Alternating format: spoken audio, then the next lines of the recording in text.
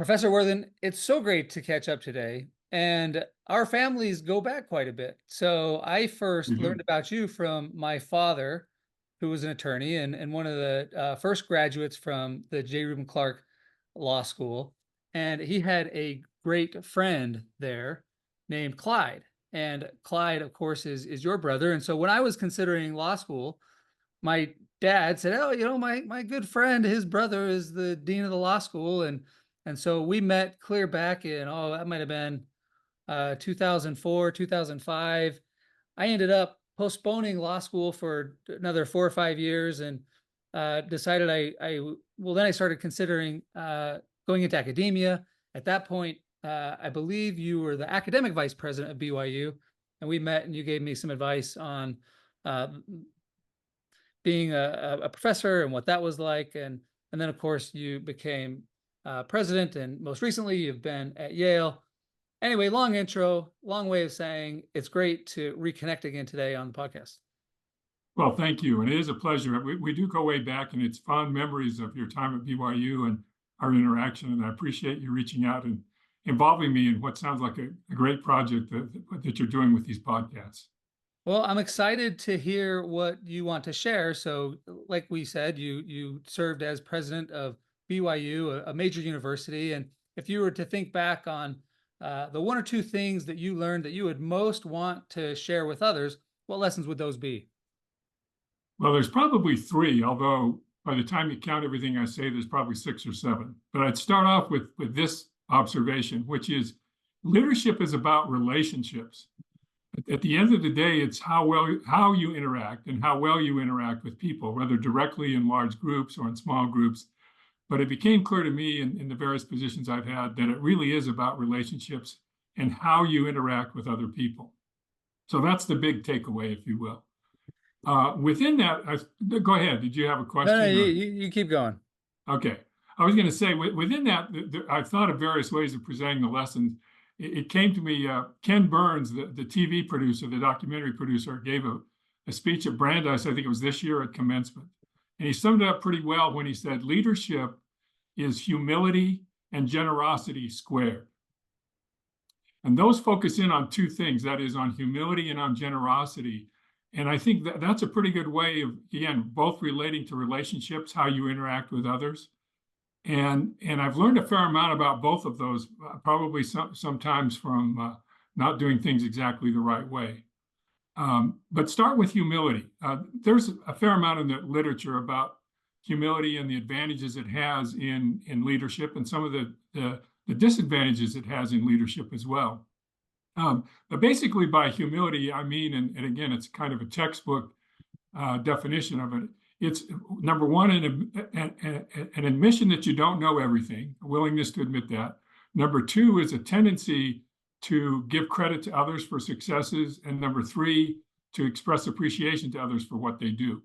So those three things, looking at in terms of recognizing, I think all things are true. It's not just a perception that no leader knows everything, doesn't know everything. Is dependent on others, and giving them credit for success is usually just recognizing what really happens.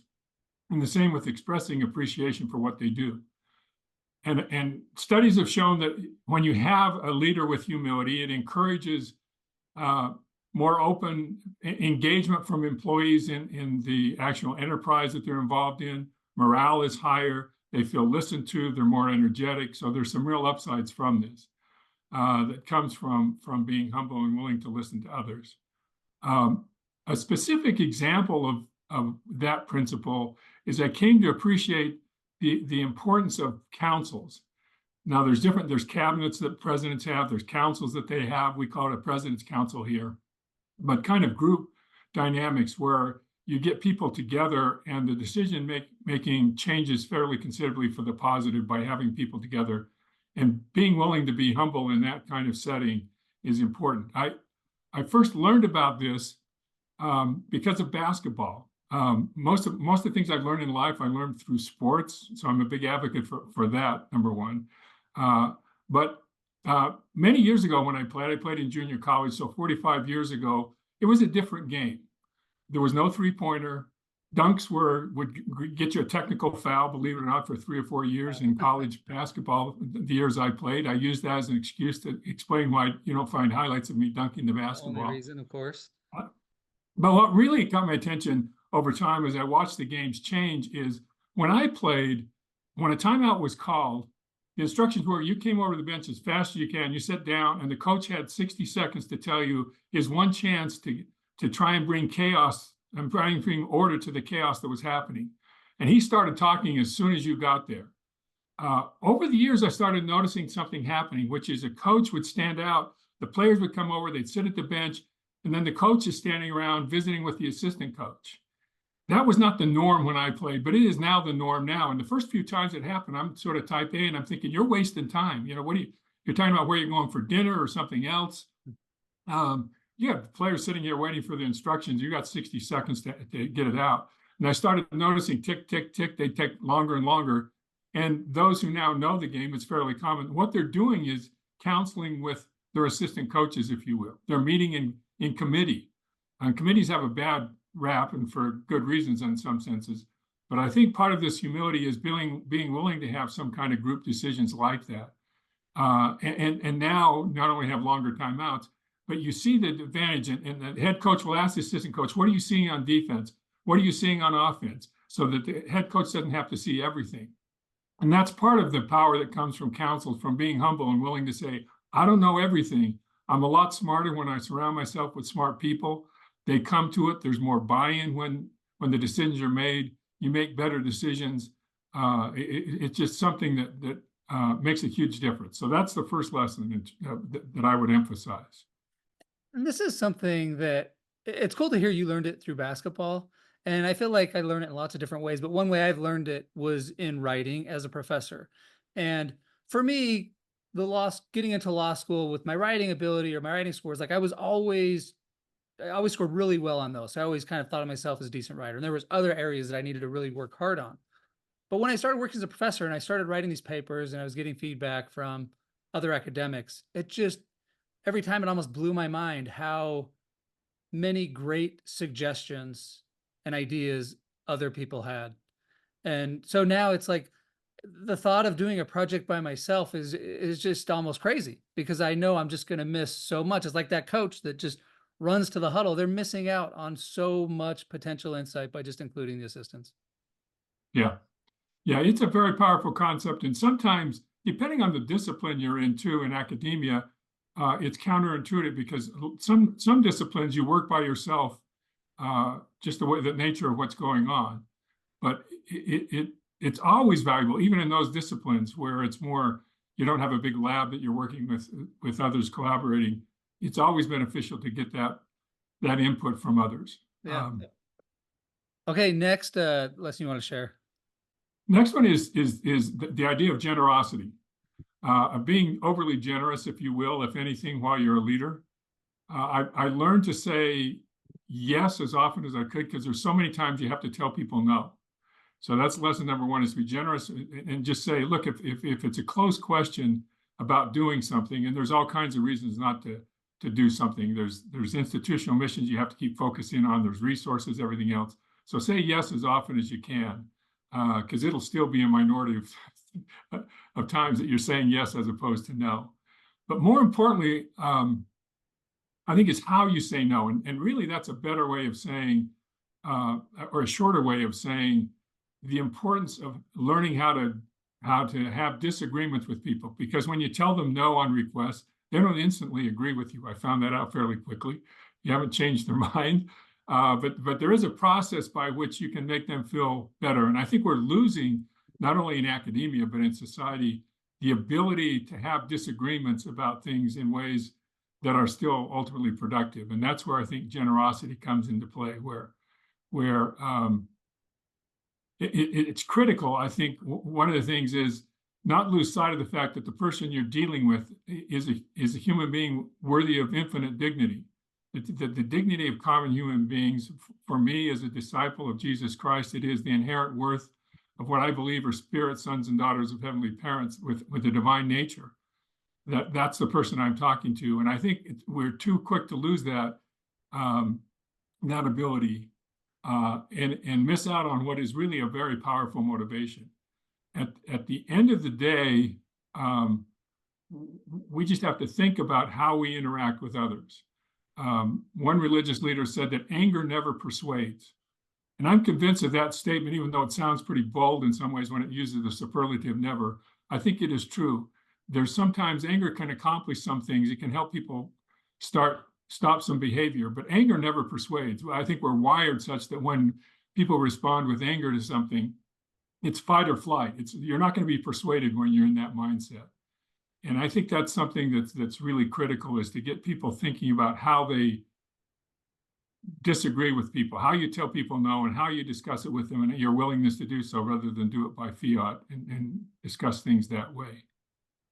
I'm part of an organization right now where I have just been so impressed with the leader because he says yes so much.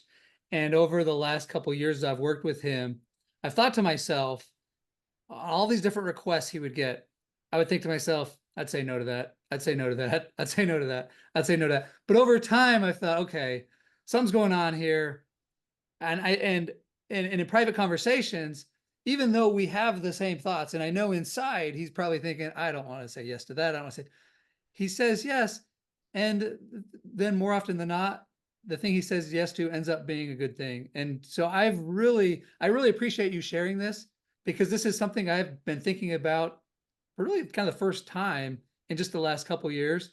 And so it's great to hear you, that someone that's had so much experience in the role of leadership, to say, lead with generosity, say yes as much as you can. And I love that quote of anger never persuades. Yeah, at the end of the day, that's what's most powerful, is what persuades. That's the biggest power. It gets back to relationships. That's the biggest power a president on campus has, is the ability to persuade people, whether it's, again, large settings, small settings, whatever it may be. And at the end of the day, I think going about it through intimidation or anger or being upset is the wrong way. Steve Young's recently written a book about what he calls the law of love. Mm-hmm. He said the law of love is undefeated. In the long run, that's what motivates most people in the long run. And if they feel secured and valued as they should, you're a lot likely to get a lot more cooperation, a lot more an environment where people feel engaged if you just approach those things. And as I say, I think there's a tendency in today's society, for all kinds of reasons, for that to be a challenge. Yeah, interesting. Law of love is undefeated. And maybe some sort of like correlative of that is authoritarianism will inevitably fail at some point, because people are going to get sick of you just telling them what to do. Yep. Yep. Okay. Last lesson. Last lesson is, you don't have to abandon principles in order to lead with love. That sort of gets there again in terms of that. It's not where, when you say yes, you just say yes to whatever happens, because there are principled decisions that have to happen. But if you do it in a way that recognizes there's a long-term goal in mind that you share in common. At a university, it's to pursue truth. At the university, I think every university, it's to help students understand how to pursue truth. And if you can remind people of what the central mission is, then you can lead with love, you can lead with generosity, you can lead with humility without compromising the principles that underlie the institution. So one thing I was thinking about that I wanted to ask you a question. I wanted to ask you that's maybe a bonus question is, what was one of the hardest things, or what was the hardest thing about being a university president? And the reason this question came to mind is I wondered if it was related to this third lesson that you're sharing now. Well, the hardest things are when you have students who really fail in the sense of, occasionally try to take their lives, things of that nature are really challenging kinds of things. But I think, I'm trying to think of the hardest thing. I think clearly the COVID pandemic was the biggest challenge during my presidency.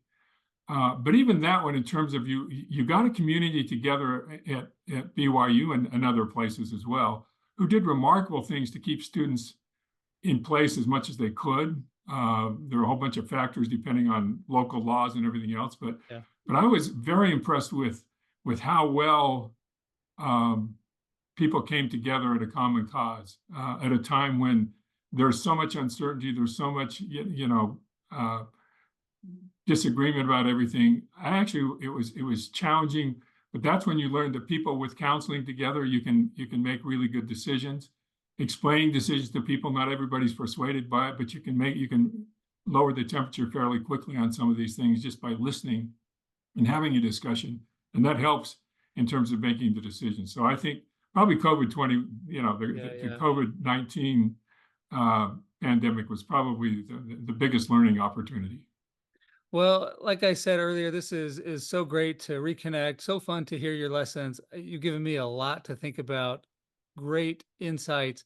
I will say I interviewed President Reese recently, and one of the things that he shared was he just admired you so much for your humility. So it's cool to hear you share that. That's one of the most important things to you, and you've been able to demonstrate that, and people just loved you, loved working with you. So I want to thank you for sharing your time, sharing your help with me in years past, guiding me into this career that I'm in now. And then, of course, thank you for sharing these lessons today. Well, thank you for involving me and for all you're doing to advance it.